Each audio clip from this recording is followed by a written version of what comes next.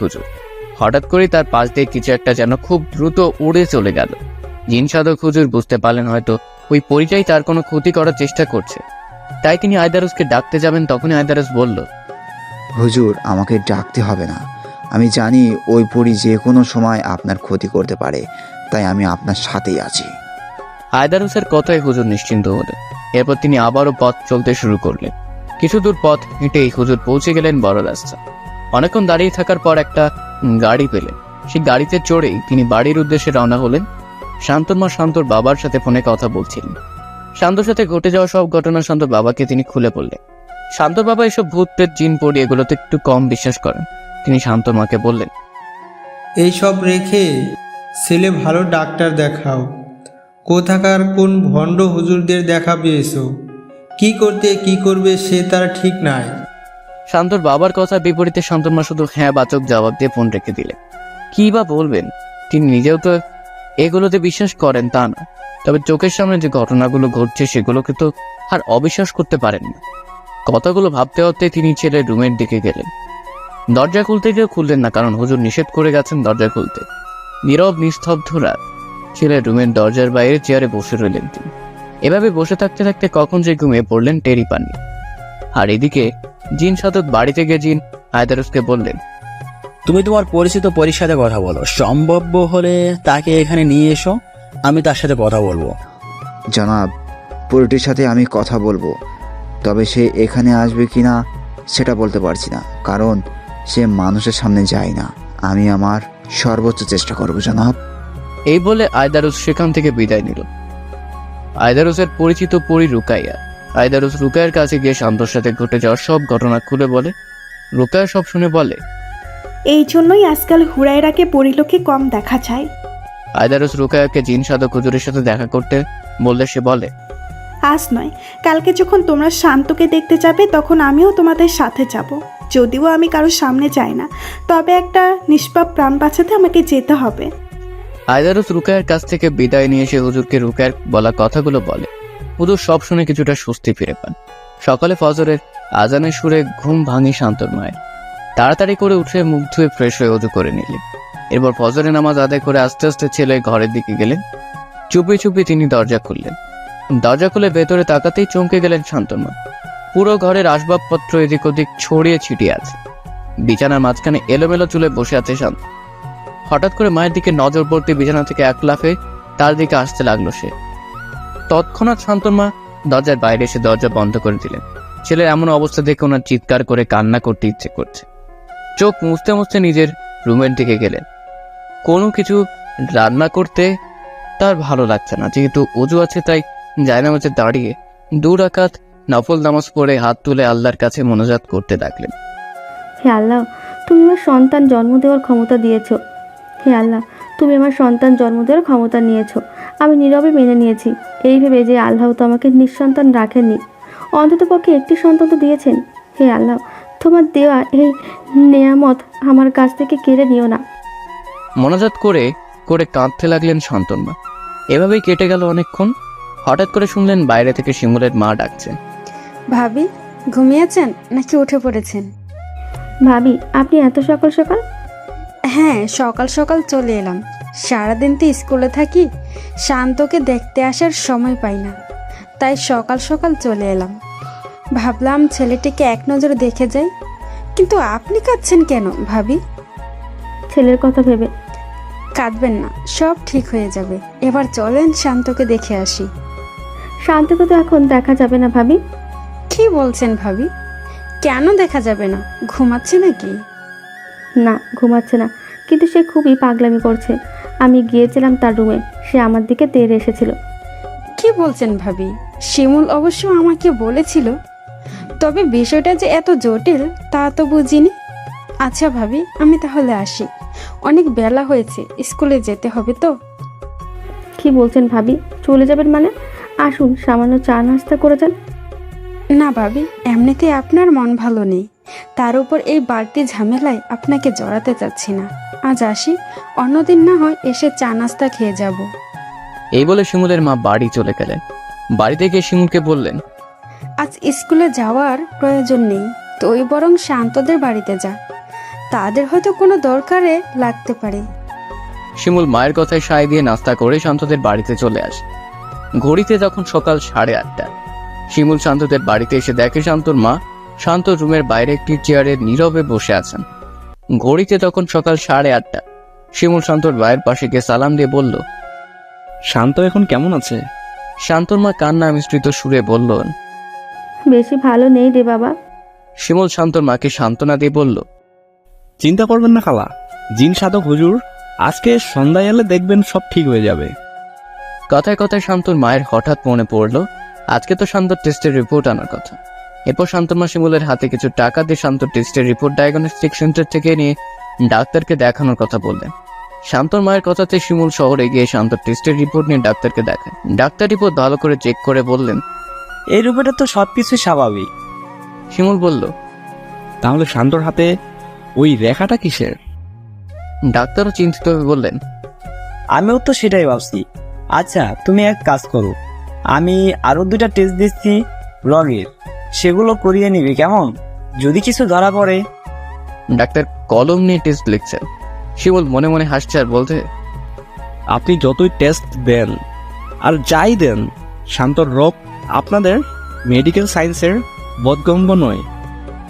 Doctor test লিখে শিমুলের হাতে দিলে শিমুল সেটা নিয়ে বাড়ি চলে আসে। শান্তর মা শিমুলকে দেখে জিজ্ঞেস করলেন, ডাক্তার কি বলল? ডাক্তার শান্তর রিপোর্ট দেখে বলেছেন রিপোর্ট নর্মাল, কোনো সমস্যা নেই, আর আরো 2টি টেস্ট লিখে দিয়েছেন। টেস্ট কিভাবে করাবো? শান্তর যা অবস্থা।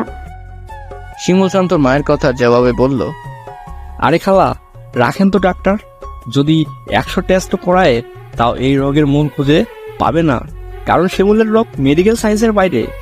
এই রোগের জন্য জিন সাধক হুজুরের দরকার। শিমুলের কথায় শান্তর মা বললেন, তা অবশ্য ঠিক বলেছিস তুই, দেখি আজ হুজুর আসার পর কি হয়। সারাদিন শান্ত একা একটি ঘরের মধ্যে বন্দি।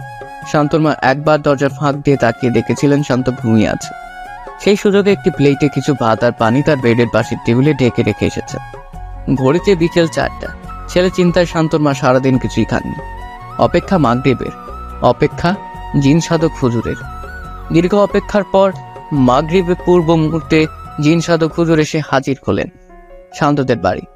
জিন সাধক আসার কিছুক্ষণ পরেই মাগরিবের আজান হলো। অজু করে তিনি মসজিদের দিকে রওনা হলেন। মাগরিবের নামাজ আদায় করে তিনি আবারও শান্তদের বাড়িতে এসে হাজির। এরপর তিনি রুমে বসে বাতি নিভিয়ে জিন আয়দারুসকে ডাকলেন। জিন আয়দারুস পরি রুকায়াকে নিয়ে হাজির হলো। আয়দারুস এসেই সালাম দিয়ে বলল, জনাব, রুকাইয়াকে নিয়ে এসেছি, আপনি কথা বলেন। জিন আয়দারুস আসার পরপরই পুরো ঘর একটি মিষ্টি সুগন্ধে ভরে উঠেছে। শান্তর মায়ের কাছে ঘ্রাণটি পরিচিত মনে হলো। হঠাৎ কারো মনে পড়ল এই ঘ্রাণ তো তিনি সেদিন সকালেও পেয়েছিলেন। তিনি বুঝতে পারলেন পরিদের সাথেই তাহলে এই ঘ্রাণ থাকে। জিন সাধক হুজুর রুকায়াকে সবকিছু বলতে যাচ্ছিলেন, এমন সময় অদৃশ্য থেকে রুকায়া বলল, জবাব, আয়তারুস আমাকে সব বলেছে, তবে আমি একবার শান্তকে দেখতে চাই, সে কোন ঘরে আছে। শান্তর মা জবাব দিলেন, শান্ত সামনের ডান পাশের রুমে থাকে, সে আজ একটু বেশি পাগলামো করছে, তাই দরজা বন্ধ করে রেখেছি। শান্তর মায়ের কথায় রুকাইয়া জবাব দিল, আপনারা গিয়ে দরজাটা খুলেন, আমি আসছি। আমি থাকলে শান্ত পাগলামো করবে না, কারণ হুরায়রা আমাকে দেখলেই পালিয়ে যাবে। রুকায়ার কথায় শান্তর মা গিয়ে শান্ত রুমের দরজা খুললেন। দরজা খোলার পর জিন সাধক হুজুর আর শান্তর মা রুমে প্রবেশ করলেন। সেই সাথে অদৃশ্য থাকা অবস্থায় আয়দারুস আর রুকায়া রুমে প্রবেশ করল। শান্ত দাঁড়িয়ে হুজুরকে সালাম দিল। এরপর হুজুর তাকে বসতে বলে তিনি তার পাশে গিয়ে বসলেন। রুকায়াকে দেখার সাথে সাথে হুরায়রা জানালা দিয়ে পালিয়েছে। এটা কেউ না দেখলেও আয়দারুস আর রুকায়া ঠিকই দেখেছে।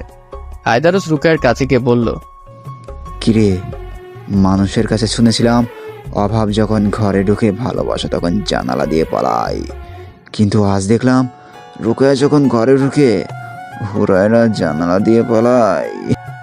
এই কথা বলে জিন আয়দারুস হাসতে লাগলো। রুকায়া আয়দারুসকে বলল, ফাসলামো করিস না, এটা ফাসলামোর সময় না। শান্তর মা ছেলের হাতের দিকে তাকাচ্ছে। নীল বর্ণের রেখাটি হাতের কোণের কাছাকাছি চলে এসেছে। আর মাত্র 5-6 ইঞ্চি উপরে উঠলে সেটা কোণে অতিক্রম করবে। রোকেয়া ভালো করে শান্তর হাত দেখলো, সেই সাথে গোলাপটাকেও ভালো করে দেখলো। এই গোলাপটার নাম হচ্ছে জীবান। রোকেয়ার বুঝতে বাকি রইল না হুরায়রা এই ছেলেটার সাথে কি করতে চাইছে। কিছুক্ষণ পর জিন সাধক হুজুর শান্তর রুম থেকে বেরিয়ে এলেন। সেই সাথে জিন আয়দারুস আর রুকায়াও চলে এলো। যথারীতি তারা আবার অন্ধকার রুমে চলে গেলেন।